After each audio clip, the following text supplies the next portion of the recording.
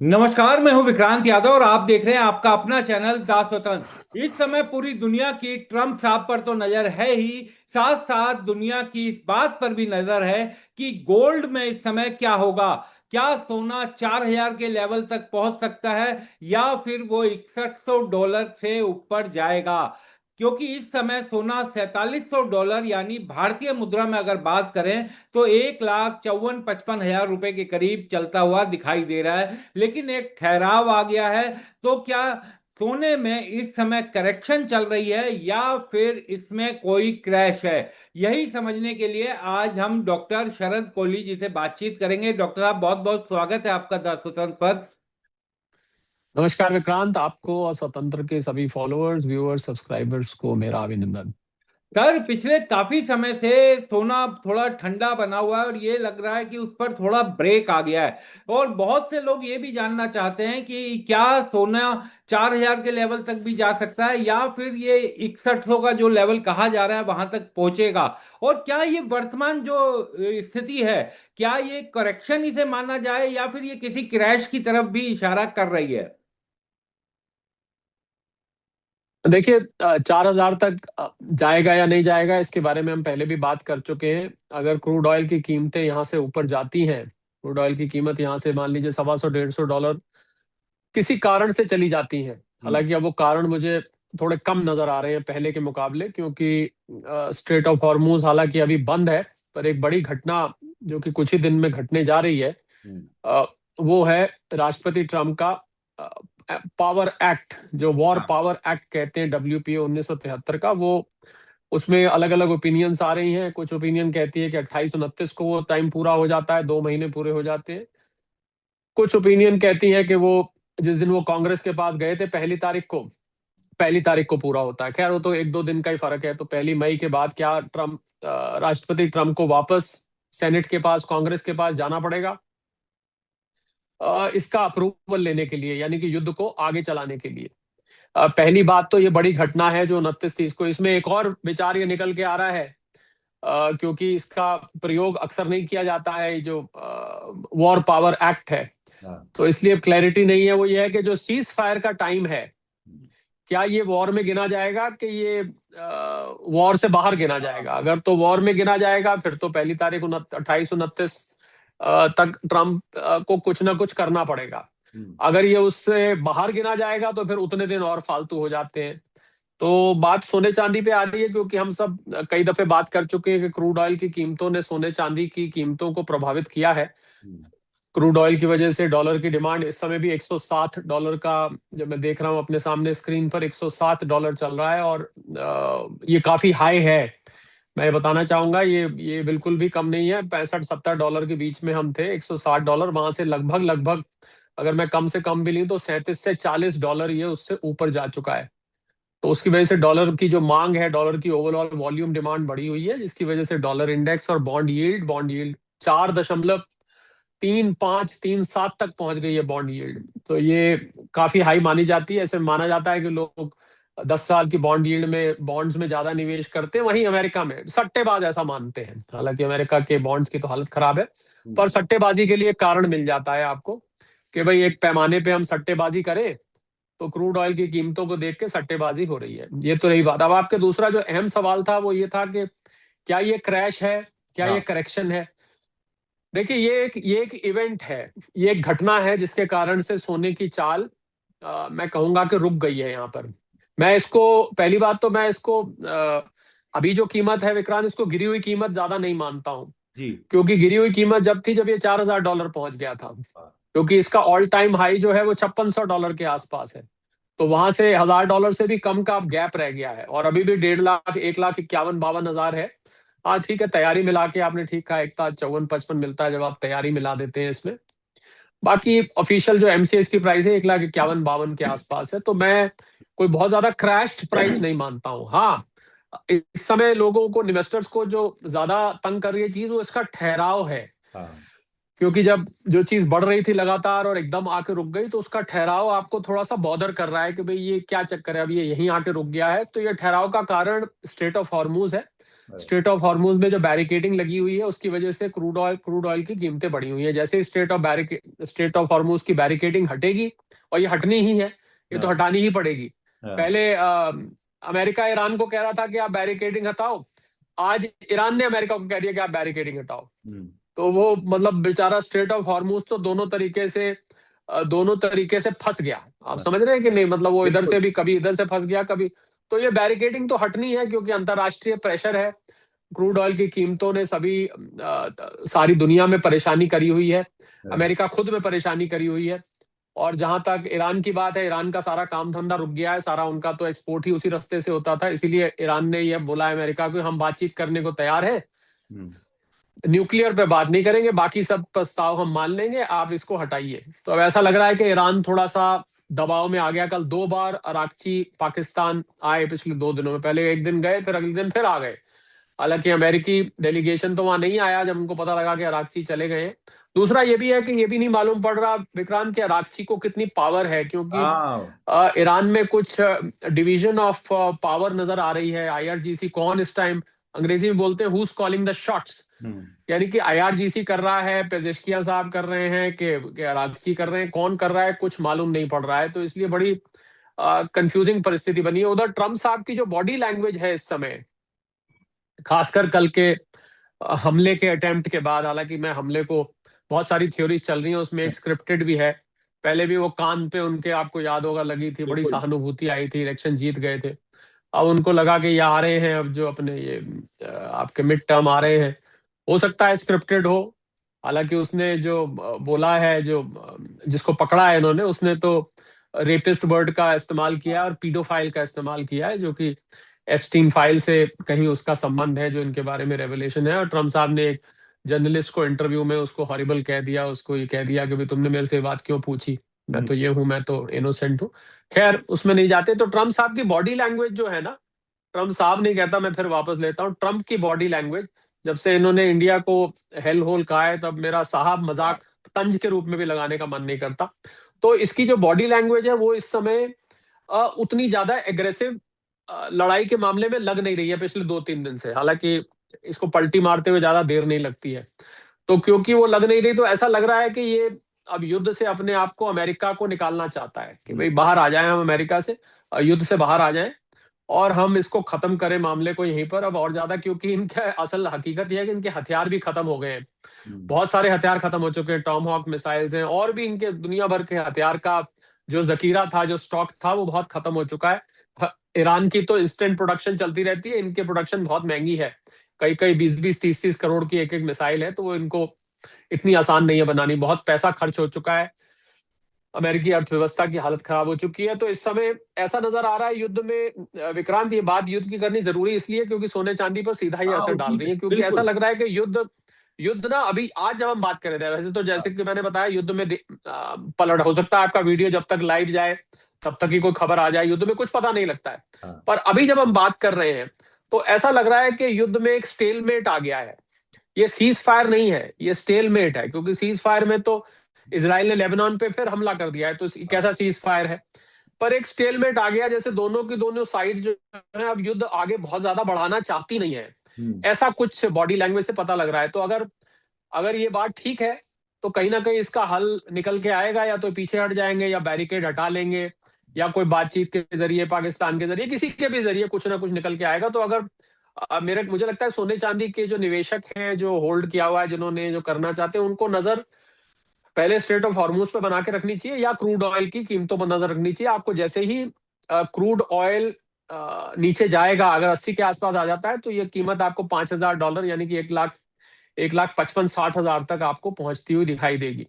तो इसको ऐसे समझें, मेन बात यह है विक्रांत, कि ये जो ठहराव आया है, ये जो आप करेक्शन कह रहे हैं, करेक्शन में इसलिए नहीं बोलता, करेक्शन जब हम कहते हैं, जब स्वाभाविक तौर पर कोई एसेट क्लास नीचे जाती है, स्वाभाविक तौर मतलब ओवरबॉट पोजीशन हो, या बहुत ज्यादा उसमें इंटरेस्ट हो गया हो, या कोई ऐसी उसके लिए खबर आ गई हो कि भाई थोड़ी सी, पर ये एक घटना पर आधारित है, ये युद्ध पर, तो इसको मैं करेक्शन नहीं मानता हूं, इसको मैं एक इवेंट बेस्ड थोड़ी सी प्राइस में ठहराव मानता हूं। पर अच्छी बात यह है कि अंडरटोन जो है वो अभी भी हाँ, बुलिश है, क्योंकि जैसे ही गिरता है, आपने देखा कल रात को 4700, आज सुबह खुला तो $4700 से नीचे खुला, 4600 कुछ हाँ खुला, पर तुरंत जंप मार के फिर 4700 पर आ गया। हालांकि क्रूड ऑयल 107 पर खुला। हाँ जिस हिसाब से, क्योंकि हमने क्या कर रखा है, हमने हमारे ऑफिस में विक्रांत क्रूड ऑयल को और डॉलर डिमांड को, क्रूड ऑयल को, डॉलर इंडेक्स को, जो जो चीजें मैं ये बोलता हूँ, हाँ। और बॉन्ड यील्ड को, हमने इनको एक कोरिलेशन करके इंडेक्स बनाई हुई है हम्म, कि कितना क्रूड ऑयल होगा तो कितना सोना नीचे आएगा। तो उस इंडेक्स के हिसाब से सोने को, जो $160 की क्रूड प्राइस है, सोने को करीब $4600 के आसपास होना चाहिए था। हम्म, पर ये $4700, इसका मतलब नीचे के लेवल पे बाइंग आ रही है। हाँ तो बाइंग आ रही है, इससे हम ये अंदाजा लगाते हैं कि अंडरटोन बुलिश है, और बहुत सारे निवेशक बड़े और छोटे इस इंतजार में होते हैं कि जैसे ही नीचे जाता है, हाँ जैसे ही नीचे जाता है, और आपको हैरानी होगी, कुछ शायद आपके चैनल के भी लोग हो जिनको हम बार बार कहते रहते हैं कि जब जब करेक्शन हो थोड़ा थोड़ा करके लीजिए, हाँ तो एकदम बाइंग आ जाती है। तो इसका मतलब जो नीचे के बायर्स हैं वो इसको गिरने नहीं दे रहे हैं, तो ये एक अच्छी बात है, ये बुलिश ट्रेंड का इंडिकेटर है। और सेंट्रल बैंक्स भी लगातार बाइंग कर रहे हैं। मुझे लगता है सेंट्रल बैंक्स के लिए भी एक अच्छी अपॉर्चुनिटी है, बजाय महंगा खरीदने के सस्ता खरीद रहे हैं। तो कोई विशेष चिंता की बात नहीं है, एक पॉज पॉज कहता हूं हाँ।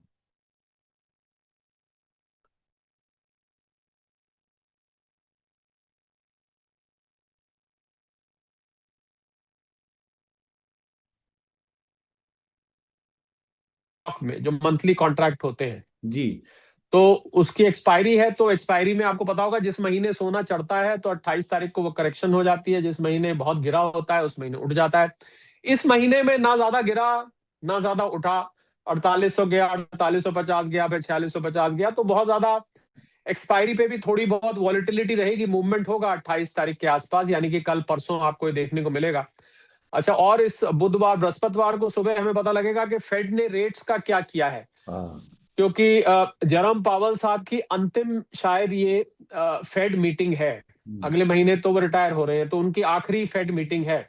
तो जाते जाते वो, पहले उनके खिलाफ इन्वेस्टिगेशन अब होल्ड पे है या कर रही है, तो जाते जाते मेरे ख्याल वो पंगा नहीं लेना चाहेंगे कि मैं अपने रिटायर्ड जीवन को सत्यानाश मार लूं हम्म, ट्रंप की दुश्मनी लेके। तो मैं, हो सकता है वो पंगा ना लेना चाहें। तो इसलिए इंटरेस्ट रेट्स, वैसे तो अगर कोई और फेड चेयरमैन होता जो न्यूट्रल होता, जी। या जो ट्रंप के दबाव में नहीं होता, वो इस समय इंटरेस्ट रेट्स को उल्टा बढ़ा देता। हाँ। ध्यान दीजिएगा, क्योंकि महंगाई वहां असल में बढ़ चुकी है। बिल्कुल बढ़ पर चुकी है। अभी बढ़ाने की परिस्थिति, और अगर वो बढ़ाता तो फिर सोने चांदी पर और दबाव आता, परंतु बढ़ने की कोई परिस्थिति नहीं लग रही। तो इस समय मुझे लगता है, इस समय अगर फेड को इंटरेस्ट रेट्स नहीं भी चेंज करता है, हम्म, तो ये भी सोने चांदी के लिए एक अच्छी डेवलपमेंट होगी कि रेट बढ़े नहीं, क्योंकि महंगाई के बावजूद रेट नहीं बढ़े। हाँ, तो sometimes as they say, no news is good news, कि कुछ खबर नहीं आई, मतलब कुछ बढ़े नहीं तो वहीं के वहीं रहे, तो वो सोने चांदी को, तो ये वो भी एक इंपॉर्टेंट इवेंट है। तो मुझे लग रहा है ये हफ्ता काफी निर्णायक है, क्योंकि इसमें वो तारीख है जो वॉर पावर एक्ट की तारीख एक्सपायर हो रही है, हाँ, इसमें फेड की मीटिंग का है, और इसमें जैसा मैंने कहा, दोनों पक्षों की ओर से थकावट युद्ध में दिखाई दे रही है। क्या बैरिकेडिंग भी हट सकती है इस हफ्ते? तो इसलिए बहुत महत्वपूर्ण हफ्ता मुझे लग रहा है। आज हम सोमवार को बात कर रहे हैं, तो इस पे नजर रखनी चाहिए। हाँ, और ये ठहराव मुझे लग रहा है कि अच्छा है। ये कंसोलिडेशन बोलते हैं इसको हम मार्केट की भाषा में। ये कंसोलिडेशन सोने चांदी के लिए अच्छी है, और लोगों को अगर अवसर है, अपने निवेश सलाहकार से पूछ के, अपने फाइनेंशियल एडवाइजर से पूछ के, अच्छी तरह से सोच समझ के, मैं अगर होता, हाँ। और तो मैं थोड़ा थोड़ा इसको इकट्ठा करता इस लेवल्स पे, विक्रांत। सर, बिल्कुल जो आपने बातें बताई और बीच में आपने सेंट्रल बैंक की बाइंग की भी बात की, तो ये कहा जा रहा है कि इस समय जो चार पिलर हैं वो सोने को बहुत मजबूती दे रहे हैं। तो ये क्योंकि महंगाई, इन्फ्लेशन जो एकदम साफ दिखाई दे रही है, दूसरा ग्लोबल जो डेब्ट क्राइसिस है, कर्ज है वो बढ़ता जा रहा है, तीसरा जियोपॉलिटिकल टेंशन, और सेंट्रल बैंक की बाइंग, तो दुनिया के लिए कष्ट है, लेकिन सोने के लिए ये बड़ा, उसके लिए सहारा है, जो चार पिलर्स उसको कहा जा सकते हैं। बिल्कुल, मैंने चारों का जिक्र किया। हाँ जियो पॉलिटिकल, अब तो क्या, जियो पॉलिटिकल टेंशन तो अपनी चरम सीमा पर पहुंची तो सोना नीचे आ गया। हाँ अब तो लोग ये कहते हैं भाई, अब जियो पॉलिटिकल टेंशन मत बोला करो, वो जियो पॉलिटिकल टेंशन बढ़ी हाँ तो सोना तो नीचे आ गया, परंतु जियो पॉलिटिकल टेंशन बढ़ी थी हाँ खाड़ी एरिया में, और खाड़ी में था क्रूड ऑयल, तो इसलिए वो जियो पॉलिटिकल टेंशन को ओवरराइड कर गया। हाँ। देखिए, इसमें से कोई एक फैक्टर भी असर कर सकता है, कोई दो फैक्टर भी मिलके असर कर सकते हैं, कोई तीन फैक्टर भी असर कर सकते हैं, सारे मिलके भी कर सकते हैं, और जैसा मैंने कहा, कोई अकेला भी असर कर सकता है। हम्म। तो इसलिए इसलिए जियोपॉलिटिकल फैक्टर और दुनिया भर के ऊपर कर्ज बढ़ना, फिस्कल डेफिसिट बढ़ना, हाँ, महंगाई बढ़ना थोड़ा सा सोने के लिए एक तरह से अच्छा होता है, एक तरह से अच्छा नहीं होता। हाँ। अच्छा इसलिए होता है क्योंकि महंगाई बढ़ती है तो डिमांड गिरती है, अर्थव्यवस्थाओं का फिस्कल डेफिसिट पे प्रेशर पड़ता है, तो सोने के लिए वो बेटर होता है। परंतु अगर महंगाई से इंटरेस्ट रेट्स बढ़ते हैं, हाँ। ध्यान दीजिएगा, अगर इंटरेस्ट रेट हाँ। बढ़ते हैं तो सोने चांदी के लिए। पर मुझे ऐसा लगता है विक्रांत, देखिए, ये ट्रेडिशनल कारण है जिसका हम कई दफे हाँ। जिक्र कर चुके हैं। मुझे लगता है एक समय ऐसा आएगा, इन हम्म। नॉट टू डिस्टेंट फ्यूचर, बहुत हाँ। ज्यादा भविष्य में नहीं, जब सोना इन सब बातों से रिश्ता तोड़कर अच्छा। और अपनी चाल चलेगा। हाँ। ऐसा मुझे नजर आता है कि रिश्ता वो तोड़ देगा, ये जो अभी रिश्ता है फेड के रेट से, हाँ। क्रूड से, डॉलर इंडेक्स से, बॉन्ड यील्ड से। क्योंकि ये जो रिश्ता है ना, विक्रांत, ध्यान दीजिएगा इस बात पे, ये जी। रिश्ता पारंपरिक नहीं है। हाँ। मतलब ये रिश्ता, अगर आप सोने चांदी की पिछले 30 साल की, 40 साल की हिस्ट्री खंगाल के देखेंगे, हम्म। तो ये रिश्तेदारी थोड़ी नई नई है, बहुत हाँ। पुरानी रिश्तेदारी नहीं है। हाँ। तो क्योंकि बहुत पुरानी रिश्तेदारी नहीं है, तो सोने चांदी को इस रिश्तेदारी को छलांग मारते हुए, यानी कि रिश्तेदारी को तोड़, इस बंधन को तोड़ के बाहर निकलते हुए भी मैं देख रहा हूं। ये एक बड़ी बात मैंने बोली है। हाँ। हालांकि अभी तो मैं भी यही मान रहा हूं, मैं खुद भी यही बता रहा हूं। हमने तो, जैसा मैंने कहा, ऑफिस में भी इंडेक्स बनाई हाँ। हुई है जो कोरिलेट करती है इन सब चीजों को। पर मुझे, जब जब मैं इस इंडेक्स को बारीकी से स्टडी करता हूं, हम्म। मुझे लगता है सोना चांदी इस रिश्ते को तोड़ेगा। क्योंकि एक ऐसी कोई घटना घटेगी, या ऐसा वक्त आएगा, या ऐसा कोई आंकड़ा आएगा, या हाँ। ऐसा कोई बयान आ जाएगा, ऐसी कोई डेवलपमेंट हो जाएगी जब ये उस रिश्तेदारी को तोड़ देगा और ये अपनी चाल चलेगा। ना ये क्रूड ऑयल की परवाह करेगा, ना ये बॉन्ड यील्ड की परवाह करेगा, ना ये फिस्कल डेफिसिट की परवाह करेगा, ना ये इंटरेस्ट रेट्स की परवाह करेगा। ऐसी घटना मुझे होती नजर आती है। और बहुत ज्यादा दूर नहीं है ये घटना। कितनी दूर नहीं है ये तो कहना कठिन है कि 6 महीने या 1 साल। पर जैसा मैंने कहा, जो मैं हमेशा कहता हूं, अंडरटोन सोने चांदी की बुलिश है। और मेन तो लोग ये जानना चाहते हैं, ये सब बातें तो ठीक है, आपने समझा दी, ये होगा, वो नहीं होगा, ये होगा, ये बहुत कॉम्प्लिकेटेड साउंड करता है। मूल मुद्दे की बात यह है कि मैं अगर आज सोना ले रहा हूं, मेरा आगे बढ़ेगा कि नहीं बढ़ेगा? भैया सीधी जवाब दो मुझे यार, कि मैं अगर आज 1 लाख रुपए लगाता हूं, मेरे 2 3 5 साल में बढ़ेंगे कि नहीं बढ़ेंगे, या मेरे को घाटा हो जाएगा? इसका जवाब है हाँ, बिल्कुल अंडरटोन बुलिश है। और ये अगले 2 साल के अंदर, बल्कि मुझे तो इसी साल के आखिर में, हाँ। यानी दिसंबर तक, या आप उससे शायद उससे भी पहले, हम्म। इसकी इसमें चाल आती दिख रही है। और ये ऊपर जाएगा ही जाएगा, क्योंकि ये ऐसी कमोडिटी है जो समाप्त हो रही है, खत्म होने वाली है, इसका ज्यादा भंडार नहीं है। और जो हालात बन रहे हैं दुनिया भर के, आर्थिक रूप से जब हम दुनिया का विश्लेषण करते हैं, तो पूरे पूरे संकेत यही मिल रहे हैं कि ऊपर जाएगा, सर, विक्रांत। बस एक अंतिम सवाल और पूछूंगा कि क्योंकि जिस तरीके से दुनिया भर की करेंसीज कमजोर हो रही हैं, डॉलर कमजोर हो रहा है, उस पर भरोसा कम हो रहा है, तो क्या ग्लोबल फाइनेंशियल सिस्टम में भी कुछ बड़ा बदलाव देख रहे हैं हम लोग? हो सकता है क्या इन सब चीजों को देखते हुए? क्योंकि जैसे सेंट्रल बैंक लगातार बाइंग किए ही जा रहे हैं और ये सब जो चीजें हैं, तो क्या गोल्ड जो है वो कोर फाइनेंशियल असेट या किसी तरीके का चेंज हम देख सकते हैं वित्तीय दुनिया में? सबसे बड़ा चेंज तो जो मैं देख रहा हूँ, वो देख रहा हूँ डी डॉलराइजेशन। यानी कि अगर डॉलर, जो कि दुनिया का सबसे बड़ा मापदंड है, 60-70% दुनिया का व्यापार डॉलर में होता है, जैसे ही डी डॉलराइजेशन होगी और ड्री ड्री ट्रम्पाइजेशन होगी, इसको कहिए आप, डी ट्रम्पाइजेशन होगी, कंपाइजेशन। तो हाँ। डी डॉलराइजेशन अपने आप होगी साथ में। तो इसलिए इसलिए ये बड़ा चेंज है वर्ल्ड फाइनेंशियल सिस्टम में। मैं विक्रांत देख रहा हूँ कि डॉलर से लोग हटेंगे, लोग से मेरा मतलब देश हटेंगे। हम्म। और अगर डॉलर से लोग हटते हैं तो सोना अपने आप, अभी सोने को छत फाड़ कर ऊपर जाने को किसने रोक रखा है? डॉलर ने रोक रखा है। हाँ। तो जैसे ही ऊपर से डॉलर की परत हटती जाएगी, तो हाँ। सोने की चमक स्वतः सामने आ जाएगी। तो डी डॉलराइजेशन, वही मुझे, वो जो जिस घटना का मैं जिक्र कर रहा था ना आपसे, एक ये हाँ। भी घटना हो सकती है हाँ। कि डी डॉलराइजेशन पे कोई बड़ी खबर आपको आ जाए दुनिया के अर्थव्यवस्था से, वो सोने को एकदम इन सब चीजों से रिश्तेदारी तोड़वा देगी और एकदम ऊपर जाएगी। मैं यहाँ पर फिर कहना चाहूंगा, ये रिश्तेदारियां सोने की बहुत पारंपरिक नहीं है। हाँ। बहुत ज्यादा मतलब 30-40 साल की हिस्ट्री की नहीं है ये। हम्म। ये रिश्तेदारियां कोई 5 साल में, कोई 7 साल में, कोई ज्यादा से ज्यादा 10 साल में बनी है। इतनी पुरानी रिश्तों, इन रिश्तेदारियों से हटने में सोने को देर नहीं लगेगी। कुछ ना कुछ ऐसा होगा हाँ। जो कि आर्थिक रूप से, जो कि सोने चांदी को एकदम से ऊपर ले जाएगा। तो इसलिए जिन्होंने लिया हुआ है, निश्चिंत होकर बैठे। मैं सलाह देना चाहूंगा विक्रांत लोगों को कि सोने के, असल में दिक्कत क्या आती है, सोने के ना लोग व्यापारी बन गए थे, ट्रेडर्स बन गए थे। ट्रेडर हाँ। मत बनिए सोने के। सोना सोना ट्रेडिंग, अब आप मान लीजिए ट्रेड कर रहे थे, तो पिछले 1.5 महीने से देखिए क्या हो रहा है। सोना पहले नीचे आया, फिर उसके बाद वहीं आके खड़ा। अब अगर आप ट्रेड कर रहे हैं, मेरे पास किसी का फोन आया, मेरे ही किसी व्यूअर का, कोई टेलीविजन व्यूअर था, उनका पंजाब से फोन आया, मैं नाम नहीं ले सकता, कि जी मैं ना 1-2 किलो सोना मैं रखता हूँ और मैं चाहता हूँ आप मुझे टिप्स दें, और मैं जब बेचूं, कब मुझे खरीदना है, कब बेचना है, आप अपनी फीस ले लें, आप मेरे हाँ। से प्रॉफिट परसेंटेज ले लिया करिएगा। हाँ। आज खरीदा और फ्राइडे को बिकवा दीजिए।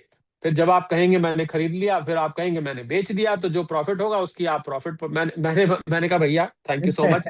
मैंने कहा मैं सोने के निवेशकों की बात करता हूँ। मैंने कहा ये काम तो आप, ऐसा लग रहा है कि आप मंडी में बैठे हुए हैं। हाँ। मैंने कहा ये काम ना मैं करता हूँ, ना मैं इसकी सलाह दूंगा। और आपको ये भी बता दूं कि इसमें से 50% से ज्यादा मिस्टेक हो सकती है, क्योंकि ट्रम्प के दिमाग पर ये मार्केट चल रही है, क्रूड ऑयल की उस पे चल रही है। तो इस समय तो सवाल ही नहीं उठता है कि आप, तो इसलिए सोने के ट्रेडर मत बनिए। हाँ। मैं आपके आपके चैनल पे, मुझे ऐसा महसूस होता है कि कुछ लोग होंगे जो हाँ। शायद सोने की ट्रेडिंग करते हैं। आज लिया, सोमवार को लिया, बुधवार को बेच दिया, शुक्रवार को बेच दिया। इसमें मजा नहीं है। क्या करेंगे आप?